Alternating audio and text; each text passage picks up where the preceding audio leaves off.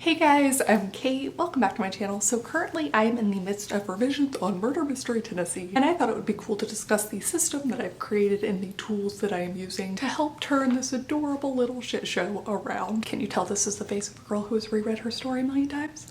Because it is. So for a while there I felt kind of like a cartoon car where my wheels were spinning but I wasn't really getting anywhere. Last I updated the vlog I was rereading my project and filling in some scenes, but I kept having to flag all the new scenes that I added because I could feel that something was wrong, but I wasn't sure what it was. All of my little writer senses were tingling, and then finally I had the epiphany. I needed to throw in some more false leads, any kind of like mini antagonist, a small bad instead of the big bad like the actual murderer. Basically someone or some entity that was going to make it harder to find the actual murderer. Well, when you're trying to make these changes, inevitably you are going to be messing with the story and the timeline. Motivations might need to be adjusted. Feelings regarding certain characters at certain times might need to hit a little bit differently.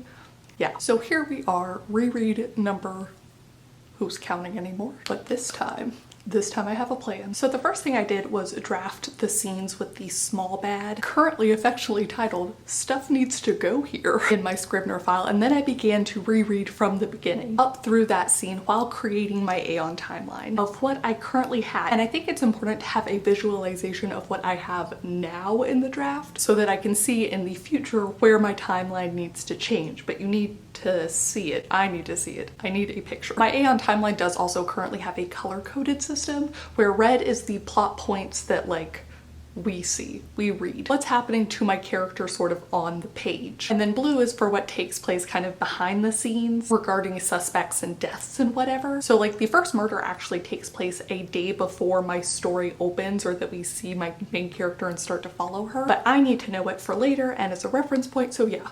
Blue dot. Then the yellow is currently just specifically for the stuff needs to go here scene, as I'm still not confident of its exact order. And then that completes Act 1. The next thing I realized I needed was an even more in-depth look at everything that happens, going back through my characters' feelings, multiple characters' feelings, and subplots. So I'm actually using the split screen function on Scrivener so that I can see the current draft and also my new file that has the outline, and I'm going bullet point by bullet point through the things that happen in the scenes. Then I'm sort of highlighting in a light blue for where I need follow-up. Basically the parts that might need to be adjusted later based off of the changes that I know I will need to make. Yes. Yes. Whether that's to add stuff in, take stuff out, drag and drop, change it up, or even just emphasize in a different way. And I do mean every single thing. Like one note reads, Matt promises she'll come over right away and they'll talk terms, in quotes, when she gets there. Kaylee texts Mac the address. Yeah. Part of this is because my main character, Mac, is an accidental PI, and so this kind of shows her stumbling her way into the role with the talking terms. And then the other reason is that this is sort of the end of a scene and it acts as a transition period for the reader to now know that they can expect us to be at Kaylee's place in the next scene. So the note speaks to plot, but also to like my character's feelings and uncertainty. My hope is that I will be able to see the plot, the motivations, and sort of the weaving of the subplots into the main plot more easily this way. Then I will be able to work within that kind of infrastructure to change things without having to like demolish all of it and just rewrite the thing completely. Mostly because despite the number of follow-up needed sort of pale blue highlights, this draft is actually pretty far along. I know the characters really well, I know the story I'm trying to tell, and most of that is able to be communicated through this draft's current state. At its core, everything is sort of matching up. I just have to move small chunks or pockets toward a kind of smoother story.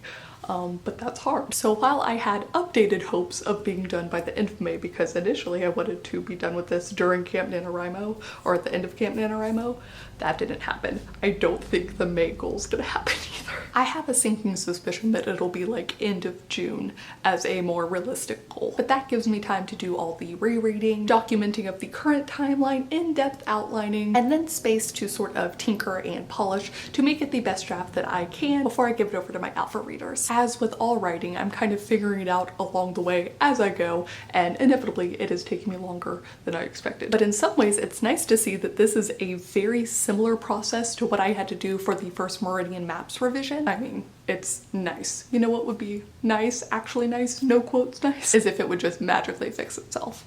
alas. It's nice that there's a pattern emerging. There is one notable exception for this, Project Purple, which I think was more because it was a YA contemporary and told in a specific way that it didn't have quite so many moving parts. It of course had its own difficulties in just how strong the voice needs to be for YA contemporary, but I digress. Anyways, please do comment down below. Let me know what your revision process looks like. Let me know if you've noticed a trend in how you like to revise, or if that's kind of different for each book or maybe for specific genres. And let me know if you have any timeline or Scrivener hacks. Yeah, thank you guys so much for watching. Thank you especially to some of my new patrons this month. Kayla Willis Melton, Yo Boy Tolstoy, Jessica Bradbury, Julia Shermans, and Renee J. Petunia, and I will see you all very soon with a new video.